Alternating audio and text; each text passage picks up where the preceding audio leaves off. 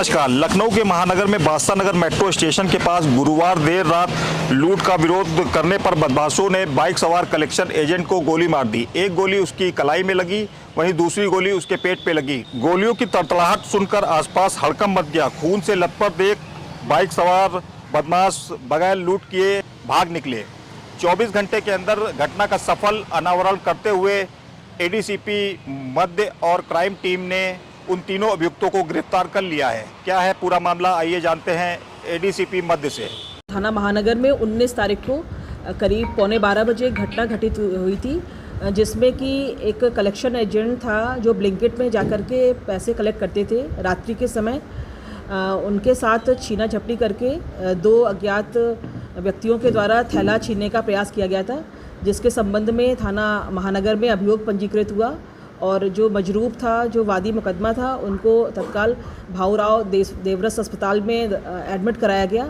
और इसके बाद जो मध्य जोन की सर्विलांस टीम, थाना महानगर की टीम तुरंत इस घटना के अनावरण हेतु सीसीटीवी कैमरों का, जो कि लगभग 500 के आसपास सीसीटीवी कैमरों का अवलोकन किया गया और आसपास पूछताछ की गई, जिसमें कि 24 घंटे के अंदर 3 जो अभियुक्त हैं उनको गिरफ्तार किया गया और जो घटना में प्रयुक्त जो असलहा था उसको भी बरामद कर लिया गया है। मैम कितने की लूट बताई जा रही है? जब ये ले जाते कितने पैसे इनके पास थे? देखिए, इनको जो इसमें ब्लिंकिट में काम करने वाला जो कर्मचारी था उसके द्वारा ही इस घटना की मुखबिरी की गई थी और जिस समय ये घटना जिस दिन की गई उस समय उसके पास लगभग 1.25 लाख के रुपए के आसपास रुपए थे थैले में। कब से कर रहे थे इन लोगों की, और रेकी करने के दौरान जो उसके रास्ते थे उसको कैसे चिन्हित किए थे, फिर एकाएक उसको रोक करके फायरिंग की गई?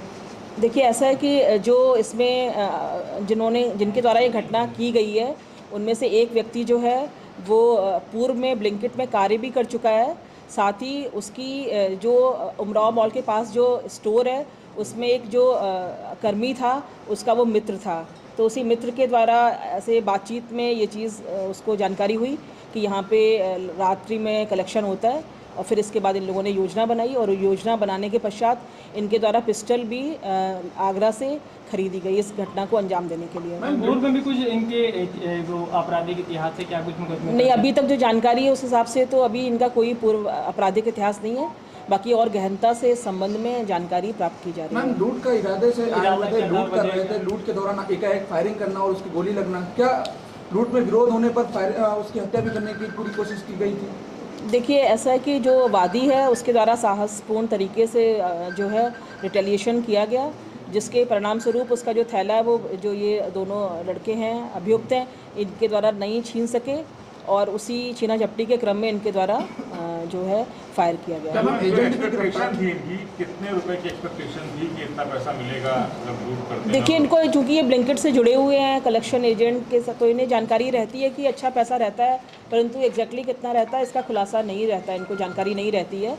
और इसमें से जो गिरफ्तार हुए हैं उनमें से एक वहाँ का एक कर्मचारी भी है और बाकी 2 और अभियुक्त हैं जो कि पूर्व में मित्र भी रहे हैं, एक ही गांव के रहने वाले हैं। लूटी हुई रकम मैम कितनी वापस हुई? पूरी आ गई? नहीं, उनके द्वारा कोई भी पैसा लूटा नहीं गया था, केवल प्रयास हुआ था। मैंने पहले भी बताया आपको कि जो वादी है उसने साहसपूर्ण तरीके से इनका सामना किया था और अपना थैला जो है वो मजबूती से पकड़ा रहा तो वो नहीं छीन पाए थे। एजुकेशन क्या होगी इनकी मैम, ये तीनों की? क्योंकि युवा लग रहे हैं, क्या कुछ एजुकेशन है? क्या है एजुकेशन का बैकग्राउंड? देखिए, बस वही है, साधारण तरीके से पढ़े लिखे हैं ये, कोई ऐसा स्पेसिफिक इनकी कोई क्वालिफिकेशन नहीं है।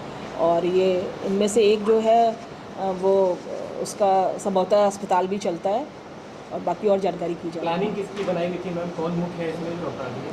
देखिए, इसमें जो ब्लिंकिट कर्मी है उसके द्वारा जानकारी दी गई थी अपने मित्र को, नवल जो है अभियुक्त, उसके द्वारा जानकारी दी गई थी देवेश जो सर्वेश यादव को। मैम, 3 लोगों की गिरफ्तारी हुई, इसमें हॉस्पिटल कौन चलाता है 3 लोगों में?